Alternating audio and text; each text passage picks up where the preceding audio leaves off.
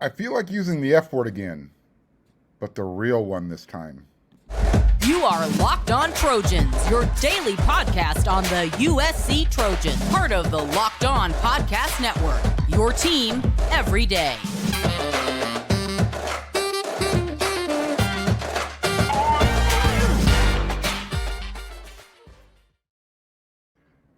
Fight on, everyone. I'm your host, Mark Holkin, and thank you for making Locked On USC your first listen every day. Whether you're watching me on YouTube or wherever you download your podcast, we are free. I appreciate your support, and I would appreciate it just a little bit more if you can hit that like button, as well as don't forget that bell notification button. That way you don't miss one of our episodes, because we come at you 5 times a week.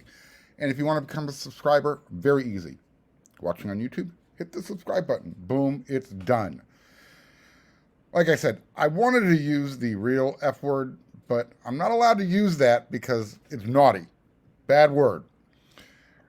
What I meant to say is that recruiting is fluid. I've used the word in the past. You everydayers know what I mean when I say it. Because if I said fudge out loud, kind of like Ralphie in the movie A Christmas Story, I'd have to suck on a bar of soap. We don't want that. Great movie, but I digress. Look, it's going to be a tough week for USC recruiting fans. I'm just kind of ripping the Band-Aid off, letting everybody know. Like I said, recruiting's fluid. One day you feel good. The next day you're kind of grabbing that stuff in the medicine cabinet that's pink, makes your stomach feel better. On July 7th, I'm depending on when you're watching this or listening to this episode of Locked on USC, that's coming up this week in a couple days. Long Beach Poly linebacker Dylan Williams is more than likely going to make his public commitment to Oregon. Now, look, it's not a significant loss for USC because USC wasn't really in it for him. I mean, his dream school at one point, then USC wasn't even in his top 7 or top 10, whatever that was released. But that was due to the previous staff. Brian Odom, USC's current linebacker coach, has been trying to repair that broken pipeline, so to speak, between USC and Poly, at least at the linebacker level. But still, it was just a couple weeks ago when Dylan Williams, the young man, the recruit, said that he wanted to take an official visit to USC once the dead period was over. So it's just odd timing that, rumor has it, he's going to be making a public commitment to the Oregon Ducks on July 7th. And if that's going to happen, really, there's no reason for him to take an official visit to USC. It just kind of feels like I don't know. It's just really, it's an awkward, odd recruitment with this young man. And it might be best for him just to end up at Oregon. Because if he's not feeling USC, let's not drag it on. Nobody should be wasting their time. Him or USC. So, nobody was really counting on Dylan Williams becoming a Trojan. But because we talked about it, over the last week or so, that he was interested in taking an official visit. It seems like things have changed. Again, recruiting is fluid. Speaking of, and this is why I said the word fudge under my breath. It's not what I really said. USC fans were looking forward to this Sunday, July 9th, because USC and Alabama were waiting to hear what Mater Dei's Zabian Brown, what his choice is going to be. He has a public commitment scheduled for Sunday the 9th. Well, word kind of surfaced over on wearesc.com per Scott Schrader that Zabian Brown is leaning towards Alabama.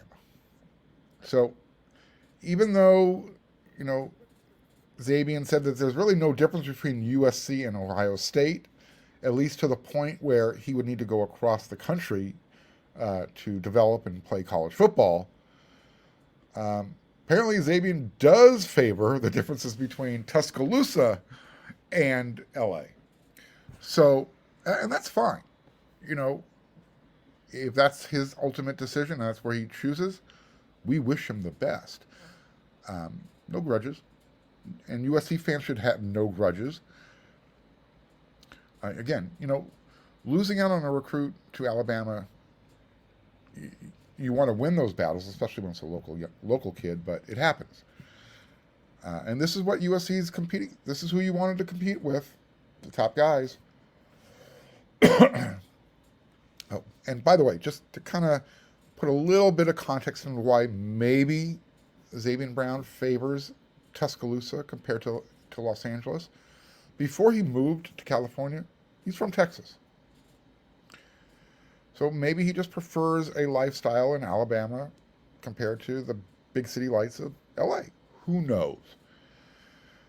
Maybe he wants to be that Mercedes Lewis of the local defensive backs and go elsewhere, be his own guy, not be part of that that group of Long Beach Poly recruits who went to USC.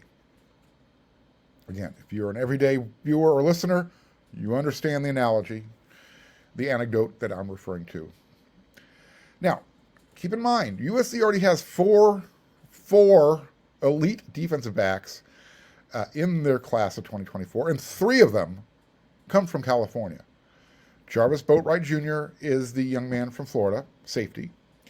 Dakota Fields, Sarah High School. Marcellus Williams, Bosco. And Marquise Gallegos, he'll be playing his senior season at Sierra Canyon. So, yeah, you wanted Zabian Brown, and who knows, maybe he'll surprise everybody on Sunday. But it's crazy to think that USC could literally go 0 for Mater Dei this year. USC showed, at least, publicly, minimal interest in running back Nate Frazier. It appears he's going to end up being on Miami Hurricane.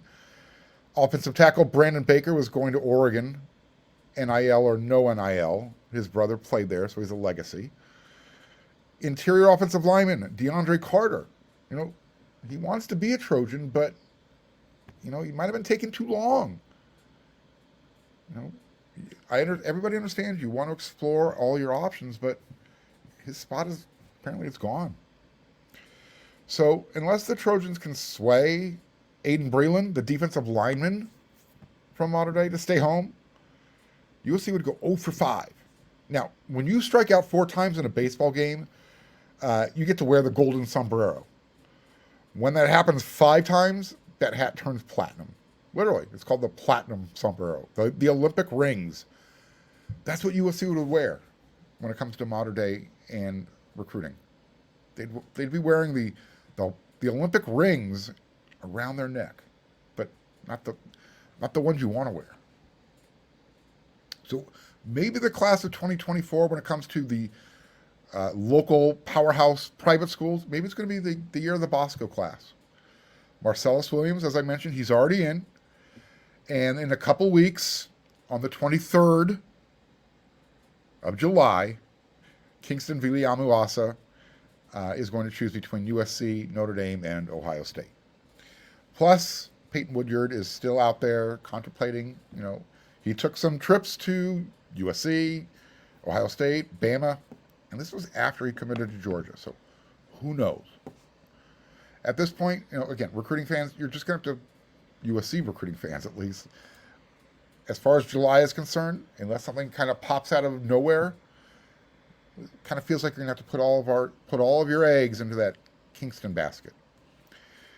And hopefully they don't feel like, you don't end up feeling like Oregon at the end of the month, who just lost a battle to Arizona for an elite defensive end, Elijah Rushing. Elite 4-star, 5-star, depending on which, service you're looking at. So again, for USC, it's one thing to lose a recruiting battle to Nick Saban, to Nick Saban. But, Oregon's head coach, Dan Lanning, he's a defensive guy. And he just lost one of their top guys in their class that they were going after to Jed Fish, who's an offensive guy at Arizona. Could be worse, USC fans, right? So like I said, when all that is said and done and, that July feeling, that's kind of feeling a little June gloomy. Look, right now the Trojans still have the number 5 ranked class. They're going to have it without Zabian Brown. You know what's going to happen if and when Zabian Brown chooses Alabama? Alabama's going to jump from number 4. They're going to flip-flop with Florida to number 3. That's what's going to happen. You will see we'll still have that number 5 ranked class. They'll still be ahead of Michigan unless something changes there. So it's not that bad. And no one signs anything until December, right?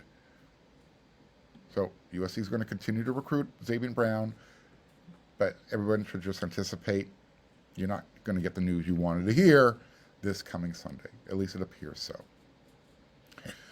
So what you can do in between then and now is head on over to FanDuel. Because when you want America's #1 sportsbook, that's where you're going to go. FanDuel. Baseball season is in full swing. I talked about the Golden Sombrero. There is no better place to get in on all of the action than FanDuel, America's #1 sportsbook. Take your first swing at betting on Major League Baseball at FanDuel, and then you can get 10 times your first bet. That's right, 10 times your amount in bonus bets up to $200. Just bet $20 and you're going to land $200 in bonus bets, win or lose. That's $200 you can spend betting everything from the money line, over under. Who's going to hit the first home run of the game? Who's going to steal the first base of the game? And you know where you can do that? You can do that all on an app that's safe, super easy to use, super secure, and the best part, you get paid instantly. Literally, there's no better place to bet Major League Baseball than FanDuel, America's #1 sportsbook. So sign up today. Visit FanDuel.com/locked-on to get up to $200 in bonus bets. That's FanDuel.com/locked-on. FanDuel, an official sports betting partner of Major League Baseball.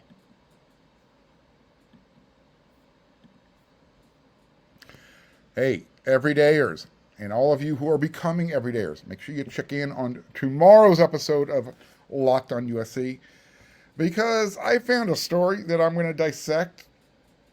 Somebody had a national perspective on Lincoln Riley. We're going to talk about that. So make sure you watch tomorrow's episode.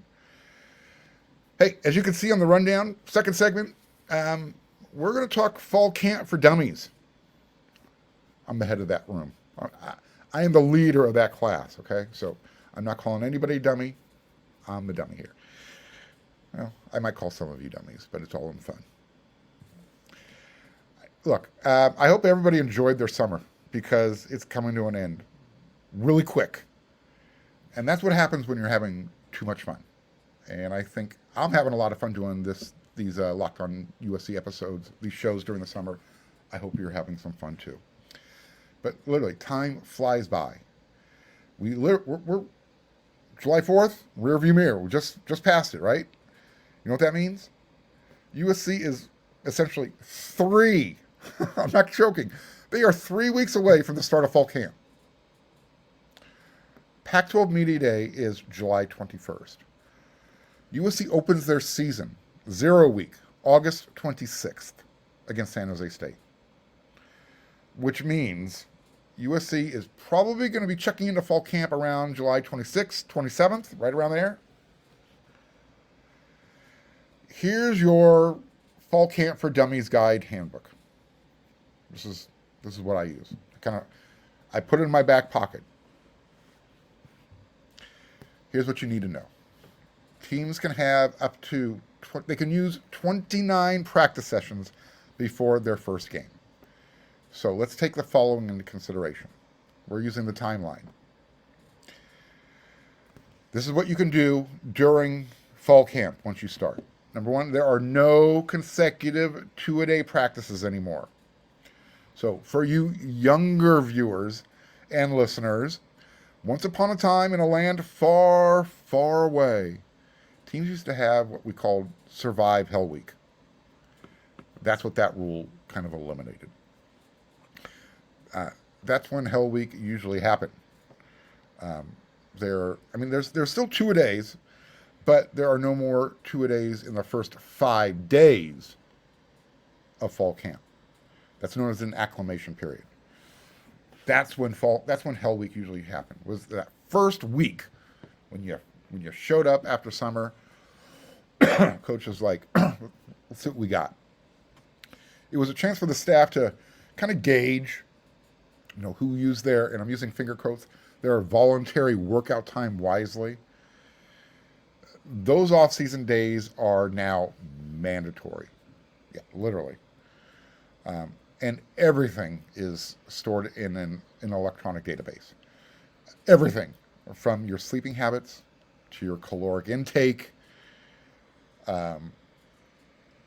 everything. I mean, how you breathe, how much you're lifting, the coaches, the staff, the strength and conditioning program. It is high tech. I mean, I talked about the $6 million man earlier this week.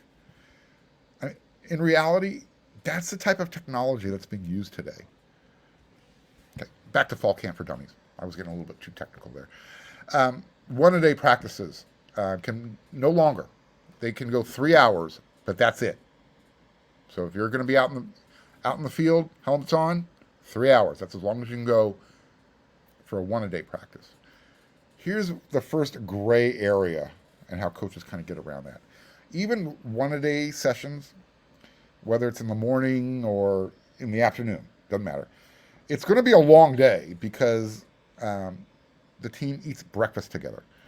Then they're going to sit in film session together. Then they're going to lift weights. Then they're going to eat lunch. Then they're going to practice. Then they're going to get in more film. And then they have a curfew. They got to go to bed. Wash, rinse, repeat. That's going to happen throughout fall camp.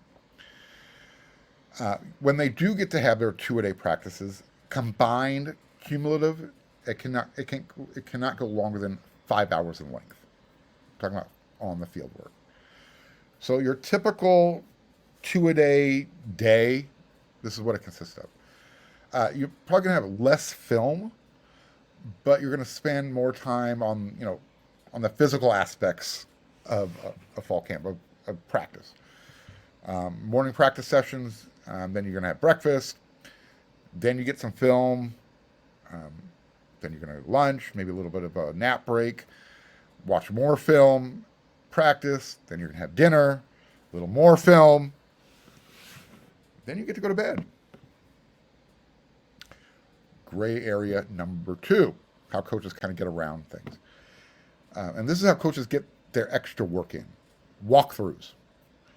These don't count as part of any practice time. So following the acclimation period, coaches can use as many walkthroughs as they want. And because the media usually isn't around for those, nobody really knows what goes on. Everybody's on the honor system. Because we know every coaching staff across America would never break any rule, as minor as it could be. Right?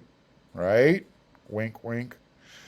Anywho, freshmen, before they can participate, they have to have 6 hours of academic orientation. That's basically make sure they've got their class schedule in place, know where they have to be, when they have to be, what time, all that kind of good stuff. And at USC, the freshmen go through a media acclimation period as well. It's when Sports Information Director Katie Ryan and her team, she gets those guys prepped with what kind of questions to anticipate, and to make sure that whenever they're answering these questions, not to overthink anything, just kind of stay calm, cool, collective, be themselves, but always the team first mentality messaging is always going to be at the front of everything. And here's the biggest difference between spring camp, fall camp. In the fall, you belong to Lincoln Riley and the coaching staff. There's no classes. The team has a curfew, and you're also encouraged to not waste any extra energy partying. So when you do get a day off, use it wisely. Those days off are going to be a luxury. Use it to let your body recover. Don't go abusing it. And that means with, if you need to check out your girlfriend, don't abuse your body. In boxing, they always tell you, when you're in training, you kind of cut everybody out. The wife, family, you're on your own. That's where it comes from. So that stuff that was installed during spring is now going to be run over and over and over again until they've mastered the situation, so to speak. Yeah. I had to work in my situational mastery line there for all of you Clay Helton lovers. There's a lot of you out there. Film work is when the coaches kind of critique and coach up with pictures, because the film doesn't lie. This is when the coaches kind of really point it out. This is where you screwed up. And then they'll use those walkthroughs. Again, film room walkthrough. It's not considered a practice session. That's when, those film studies, they kind of get worked out. So you're in the lab, you're fixing it, you're learning how to do it, and then you're putting it to practical application on the field. And then you get about halfway through fall camp. Privately, the staff, they know who their two deep going to be, where the backups are, rotation. But this is also about the time when, tempers start to flare. Because, competition, it generates testosterone. And when you get, 85, 90, 100 plus guys out there competing as hard and fighting for their jobs, stuff happens. It's football. It's a contact sport. And then, boom, before you know it, it's game prep week. So again, reminder, Pac-12 Media Day, July 21st. USC plays San Jose State, August 26th. I'm recording this episode on July 5th. You're watching this episode on July 6th. Hopefully, you're making Locked On USC your first listen every day. So when you look at your calendar, does it feel like fall camp is about to start? Because fall camp is about to start.